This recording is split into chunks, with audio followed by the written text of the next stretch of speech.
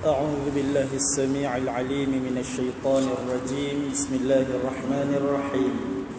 الحمد لله رب العالمين وبه نستعين على أمور الدنيا والدين. أشهد أن لا إله إلا الله وأشهد أن محمدا عبده ورسوله.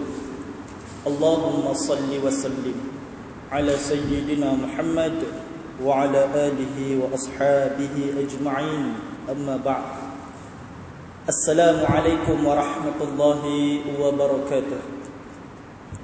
Muslimin, muslimat yang dirahmati Allah Subhanahu wa taala, kita mengucapkan rasa syukur kepada Allah yang telah memberikan kepada kita nikmat, ruang, peluang untuk berada di atas muka bumi Allah ini, untuk melaksanakan segala perintah Allah dan meninggalkan segala larangan Allah. Mudah-mudahan kita dimasukkan ke dalam golongan hamba-Nya yang bertakwa. Pada petang ini insya-Allah saya ingin membawakan, berkongsi dengan muslimin dan muslimat sekalian tentang sebuah hadis Nabi sallallahu alaihi wasallam yang diriwayatkan oleh Ibnu Umar radhiyallahu anhuma. Akhadha Rasulullah sallallahu alaihi wasallam bimankibi faqala kun fid dunya ka'annaka gharibun aw 'abiru sabil.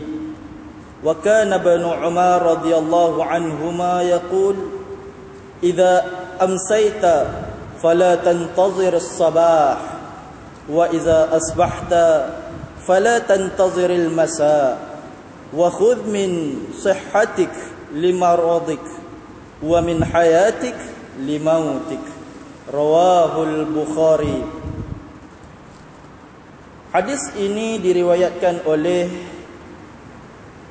Imam Al-Bukhari di dalam sahihnya, yaitu daripada Ibnu Umar radhiyallahu anhuma,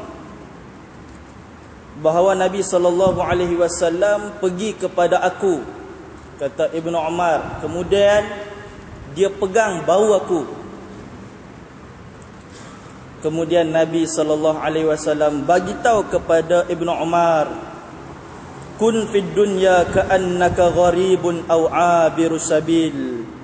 Jadilah engkau berada di dalam dunia ini seolah-olah engkau berdagang atau orang yang sedang melalui di jalan. Maknanya pelintas jalan. Nabi pesan kepada Ibnu Umar secara khusus dan secara umumnya kepada kita ni sebagai umat Nabi. Dia pesan kepada kita, katanya, jadilah kamu macam pedagang di atas dunia ni, ataupun sekadar pelintas jalan. Au abirus sabil. Au di sini kalau bahasa Arab dia sebut atau. Tetapi dalam hadis ini au ini bermaksud bal, iaitu bahkan. Bukan sekadar menjadi pedagang, bahkan menjadi pelintas jalan. Kita akan huraikan apa makna pedagang dan apa makna pelintas jalan tadi.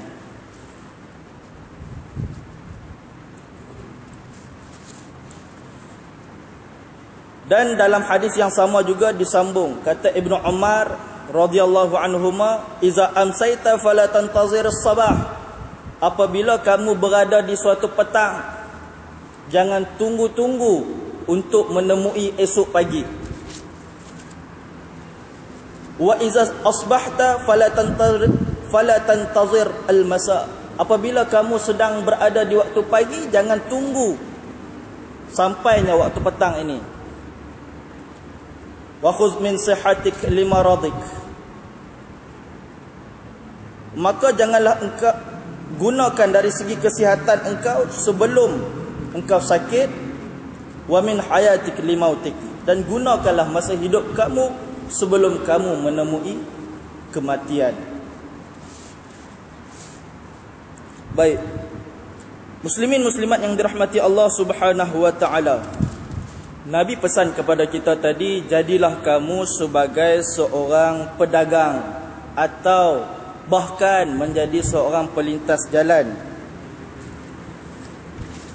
Ini bermakna kalau kita tengok orang yang pergi berdagang, dia daripada negeri asal dia berdagang di satu tempat yang lain, maka sekira-kira habis dia buat urusan perdagangan, dia akan kembali kepada kampung dia, kepada tempat asal dia. Maka waktu dia berdagang tu tak lama. Begitu Nabi nak sampaikan kepada kita, kita berada di atas dunia ni tak lama, dan kita akan kembali kepada kampung asal kita, iaitu akhirat. Itu yang Nabi maksudkan sebagai pedagang. Mai sini kita tak lama, kita just nak berdagang dengan Allah. Allah membeli dagangan-dagangan kita yang berbentuk amalan-amalan soleh, keimanan kita kepada dia. Itu perdagangan kita dengan Allah di atas muka bumi ini. Au abirus sabil, ataupun sebagai pelintas jalan. Pelintas jalan dengan pedagang, yang mana lagi lama? Pedagang lagi lama. Pelintas jalan tu sekejap, dia melintas saja di jalan. Melintas jalan sekejap je. Begitu kita di atas dunia, kena sedar bahawa atas dunia ni cuma sebentar saja, macam melintas jalan je. Jalan kat tepi tu, kita rasa nak lintas, kita lintas. Ataupun naik apa, orang panggil apa, flyover, jejantas. Kita nak jejantas tu, naik sekejap, jalan, turun balik. Maknanya tak lama kita berada di tempat lintasan jalan tu. Begitu Nabi nak gambarkan kita berada di atas dunia ni tak lama.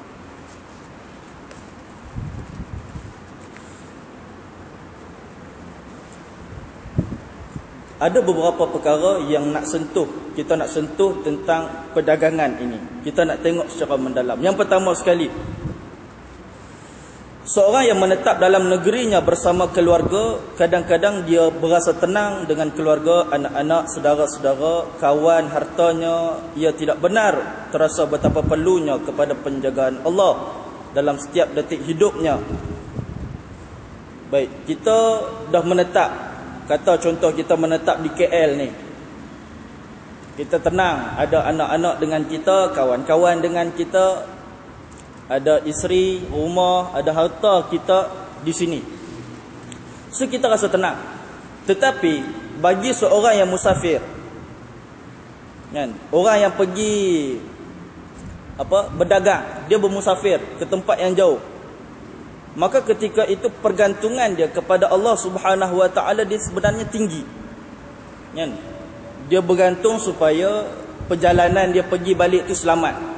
Dia bergantung kepada Allah supaya barang dagangan dia itu laku. Dia bergantung kepada Allah Subhanahu Wa Taala agar apa saja yang dia buat tu dapat berkat daripada Allah. Seharusnya bila Nabi nasihat kita, jadilah sebagai pedagang yang mana kita ini berada di atas muka bumi, begitulah kita banyak bergantung kepada Allah Subhanahu Wa Taala. Biarpun kita mungkin ada yang rasa sudah selesa, kan, rumah ada, kereta bagus, kan? Dalam buku bank pun cantik lah, nombor-nombor tu banyak kosongnya tu, kan, 60, 70, 80. Tetapi sebagai hamba Allah Subhanahu Wa Taala yang mana Nabi nasihat supaya kita jadi seorang yang musafir, biarpun ada dah macam-macam, tetapi pergantungan kita dengan Allah Subhanahu Wa Taala tetap dan perlu ada. Sebab kita tak tahu nasib kita yang ke depan di atas dunia ni, dan nasib kita yang ke depan di akhirat kita. Sebab itu perlu pergantungan kita kepada Allah Subhanahu Wa Taala.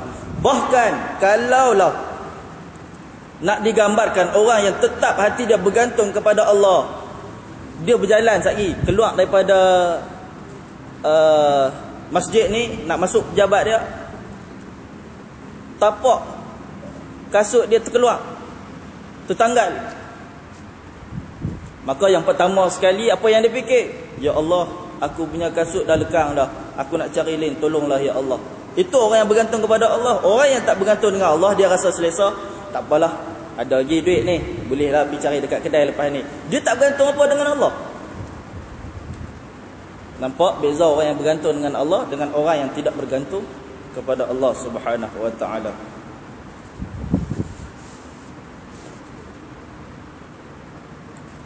Tentu sekali pergantungan hati.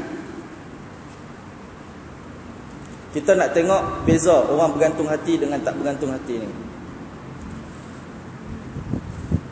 Macam orang yang pelajar lah, kita ambil pelajar.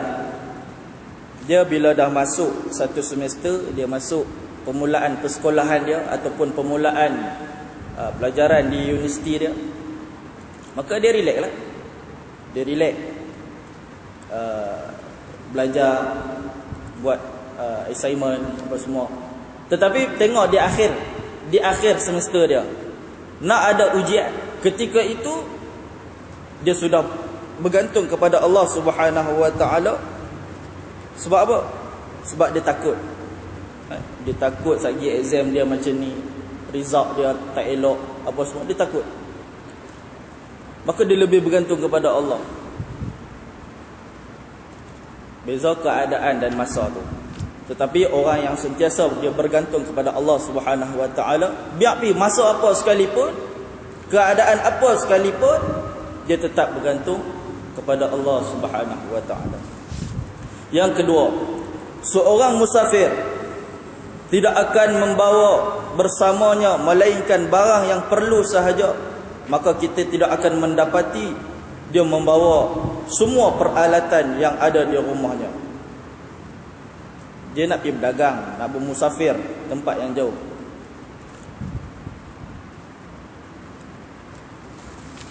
Dia nak pergi bermusafir, maka dia akan bawa benda-benda yang penting bagi dia untuk musafir. Dia takkan bawa sofa dia, dia takkan bawa TV dia besar tu, dia takkan bawa cabut aircon dia, bawa sekali dengan dia, tak ada. Dia akan bawa benda yang betul-betul penting saja dalam musafir tu. Tidak? Dia bawa kereta, dia bawa kad touch and go ke, dia bawa pakaian yang secukupnya, dia bawa benda yang penting bagi dia. Dia tak bawa lah benda-benda dapur gas, meja makan, lepas tu dia tak bawa. Sebab benda tu akan menyusahkan dia. Begitu juga kita di atas muka bumi ni, kita nak bawa benda di akhirat, nak bawa amalan kita di akhirat, maka kita bawa satu benda yang sangat-sangat penting bagi kita, iaitu amal soleh kita, keimanan kita. Itu yang sepatutnya kita bawa kepada Allah. Orang musafir dia tak bawa benda yang tak penting, kan? Kipas angin apa semua dia tak bawa, belacan ke apa dia tak bawa, menyusahkan dia. Maka kita pun di atas dunia ni sepatutnya tak bawa benda yang menyusahkan kita di akhirat kelak. Apa benda yang menyusahkan kita di akhirat kelak? Maksiat kita, dosa-dosa kita, kekufuran kita. Benda tu semua akan menyusahkan kita di hari akhirat. Muslimin muslimat yang dirahmati Allah Subhanahu wa taala. Yang ketiga, seorang musafir dia tidak akan melihat jalan ini sebagai tujuan dan matlamat, akan tetapi ia melihatnya sebagai jambatan yang boleh menyampaikannya kepada matlamat.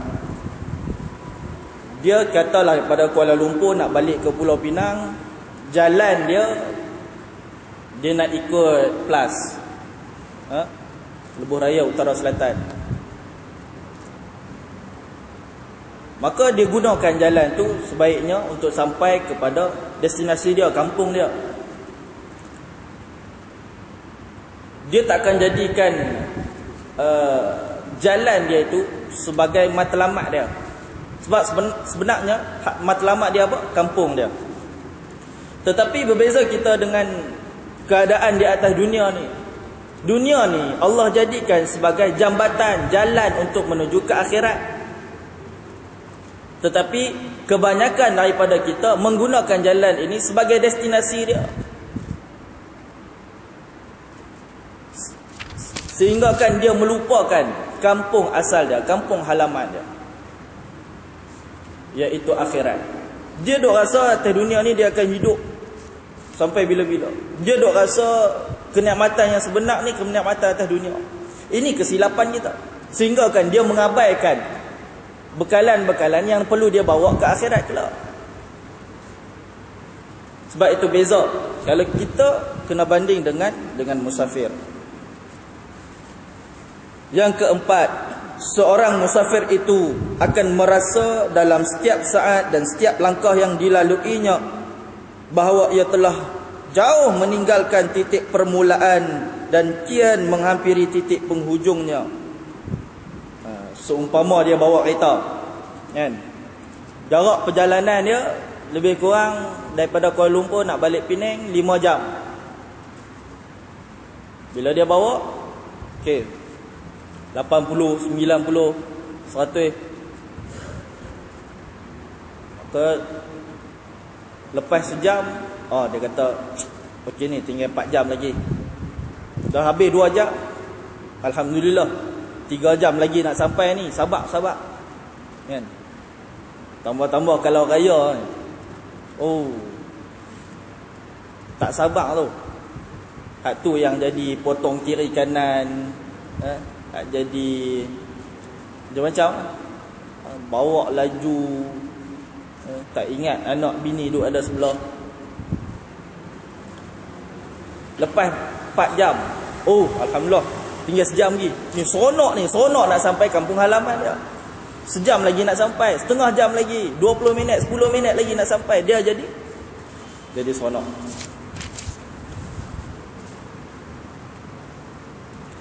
Maka dia duk kira berapa baki waktu yang dia ada. Begitulah kita seorang Muslim hendaklah sentiasa merasakan bahawa setiap detik ia menghampiri titik akhir perjalanan dia di dunia ini, kerana ia kian menghampiri mati.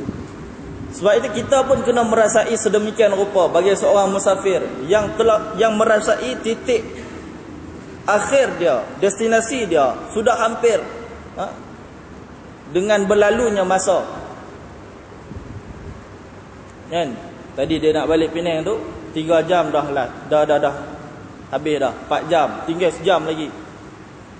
Dia berasa benda tu, dia kira benda tu dalam sedap tak sedap. Kan? Kita duk tengok jam ni, pukul berapa nak sampai ni. Mak ayah telefon pukul berapa nak sampai. Ni lebih kurang setengah jam lagi sampai dah mak. Begitu di atas dunia ni. Setiap masa yang berlalu, setiap detik yang berlalu dalam kehidupan kita, bermakna kita akan sampai ke penghujung hari kita. Kita duk tengok orang duk sambut birthday. Orang duk sambut birthday. Tahniah. Tak salah nak sambut birthday, sambutlah. Sambut cara Islam, kena ikut syukuran. Tahniah, semoga panjang umur, murah rezeki, apa semua, doa macam-macam lah. Kan? Habis tu dia duk rasa panjang umur lagi tu. Kan? Padahal duk sambut birthday tu maknanya umur dia makin habis, nak habis. Habis setahun ke setahun. Itu maknanya. Kita kena baca macam tu. Maka bila orang sedar dalam keadaan macam ni, dia tak akan membuang masa dia begitu dengan benda-benda yang maksiat, benda yang kotor, benda yang Allah tak suka ni. Dia tak boleh nak buang. Sebab apa? Ni, masa aku ni nak habis dah ni. Setiap detik yang berlalu habis dah masa aku. Dia takkan ulang balik. Dia takkan repeat. Baik. Dia nak bawa satu perbandingan. Seumpama seorang pelajar yang tekun apabila gurunya berkata, saya akan membuat ujian kepada kamu secara tiba-tiba. Lalu pelajar yang tekun akan datang pada setiap hari dalam keadaan yang bersedia untuk ujian.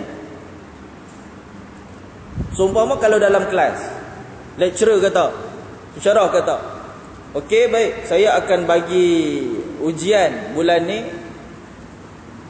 semester ni saya akan bagi ujian, tapi saya tak bagi tahu bila. Cuma saya akan bagi tahu secara tiba-tiba sahaja. Kamu datang ke kelas, saya suruh buat ujian, kamu kena buat. Ketika itu kita nampak dua karakter. Yang pertama, orang yang komit dengan study dia. Maka dia akan datang hari-hari ke kelas, balik ulang kaji, buat assignment, apa semua, dia terus dengan dia punya semangat untuk belajar, semangat untuk berjaya. Tetapi karakter yang kedua pula, bila dia dengar pensyarah dia, lecturer dia kata macam tu, dia kata, alah, lambat lagi ni, tak apa kot, kita enjoy dulu kan, kot-kot nanti pensyarah bagi tahu lah bila tu kan. Dia duk fikir macam tu. Tiba-tiba mai hari yang pensyarah kata nak ujian tu, macam mana keadaan dua orang ni? Yang pertama yang dah bersedia, dia boleh buat ujian cantik lah. Yang kedua, yang buat sambil lewat, dia kata tak apa, lambat lagi apa semua tu. Orang yang macam ni nanti esok dia yang gelabah. Begitu kita di atas dunia ni, kita duk rasa kematian lambat lagi bagi kita. Maka esok bila sampai janji Allah, kita dimatikan, tak kira berapa umur kita, ketika itu kalau tidak bersedia, maka ketika itu kita gelabah. Kita tak boleh nak repeat dah. Tak boleh nak kata kat malaikat, oh stop, tunggulah 10 minit, aku betul-betul nak taubat kepada Allah. Oh, tak boleh. Minta maaf, malaikat kata aku ikut perintah Allah, tarik, habis. Muslimin muslimat yang dirahmati Allah Subhanahu wa taala, kita berhenti sebentar untuk laungan azan insya-Allah.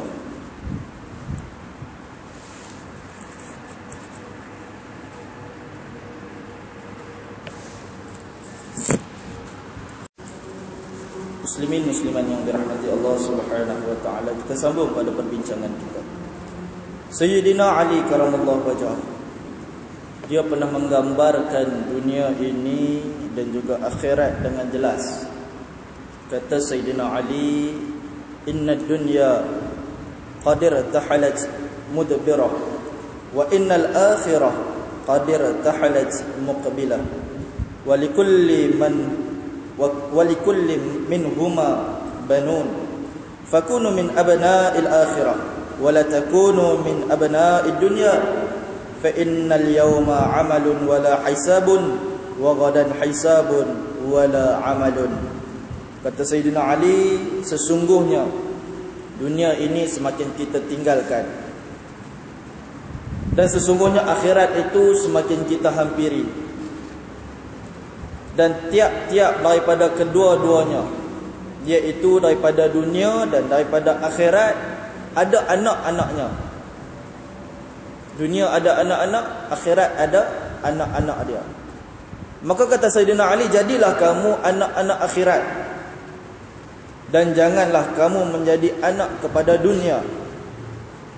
Kerana sesungguhnya hari ini adalah hari amalan, bukannya hari penghisaban. Dan esok merupakan hari penghisaban, bukan lagi hari untuk berbuat amal. Maknanya apa yang kita lalui di atas dunia ini, kita letakkan diri kita selaku ahli akhirat. Ahli akhirat ni bukan nak suruh sembahyang 24 jam dah. Bukan nak suruh puasa hari-hari dah. Bukan nak suruh pergi haji tiap-tiap tahun dah. Bukan suruh sedekah semua harta pada orang lain dah. Tetapi maknanya kita gunakan segala waktu kita ini dengan berbuat amal baik, bekerja dengan kerja cara yang baik,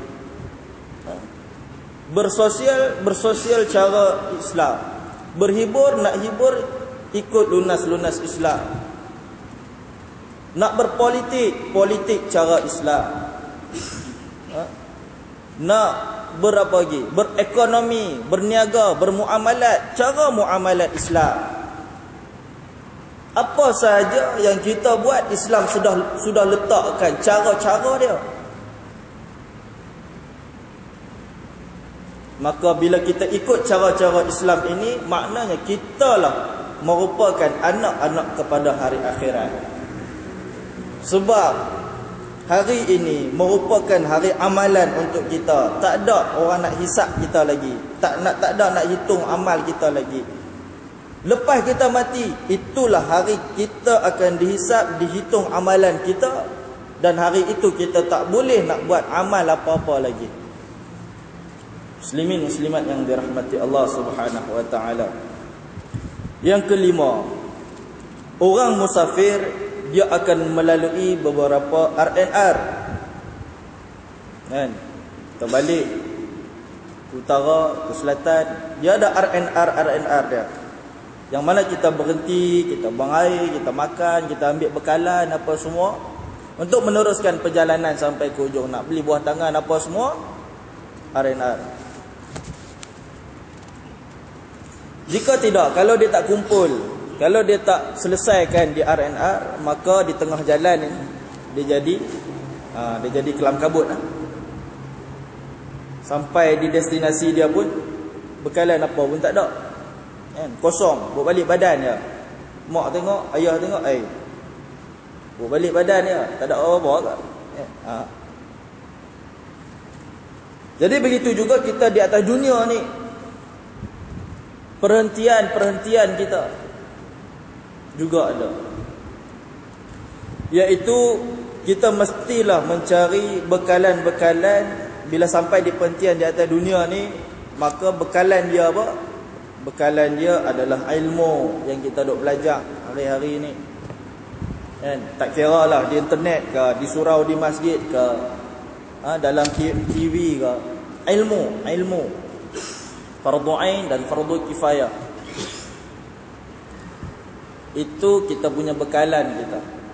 Amalan-amalan kita, pergaulan kita dengan orang-orang soleh, keimanan kita, itu semua merupakan bekalan yang kita nak bawa ke kampung halaman kita, iaitu akhirat.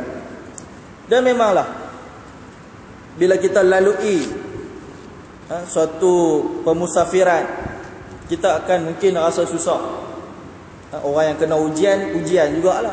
Kan? Tayar pecah tengah jalan,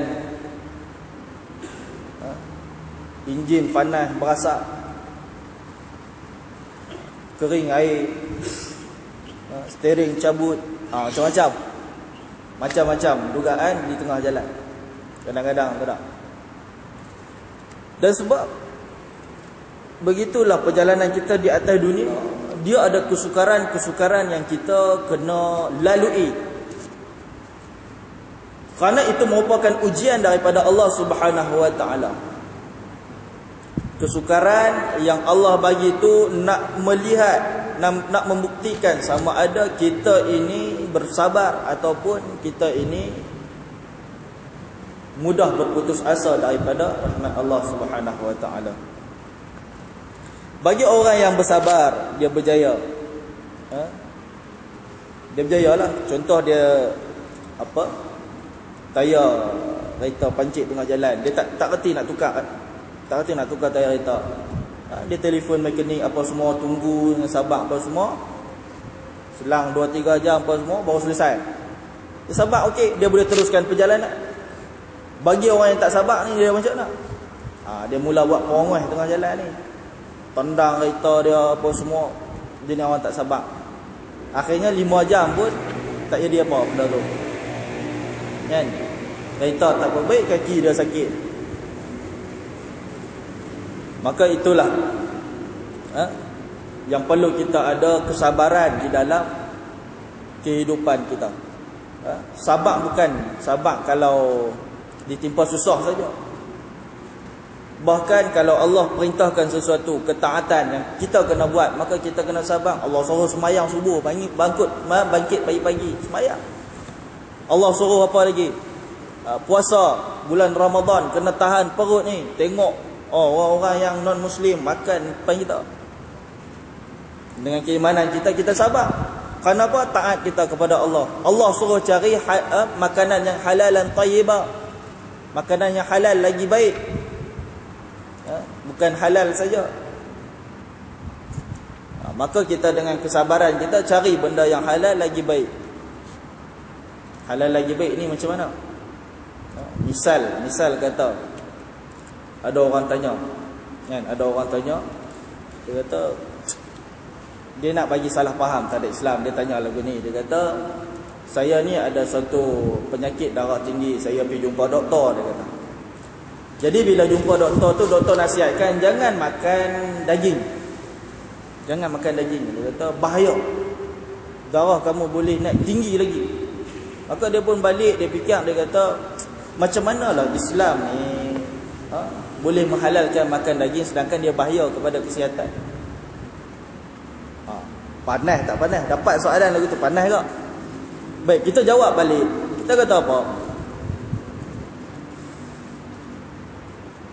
Kalau macam benda yang mudarat, benda yang tak baik, macam arak, dia tak baik kepada semua orang. Dia tak baik kepada semua orang, maka Allah haramkan kepada semua orang. Daging babi, dia tak baik kepada semua orang, maka Allah haramkan kepada semua orang. Tetapi daging ni, dia tak baik kepada siapa? Dia tak baik kepada orang yang darah tinggi. Gula, dia tak baik kepada orang yang kecil mana?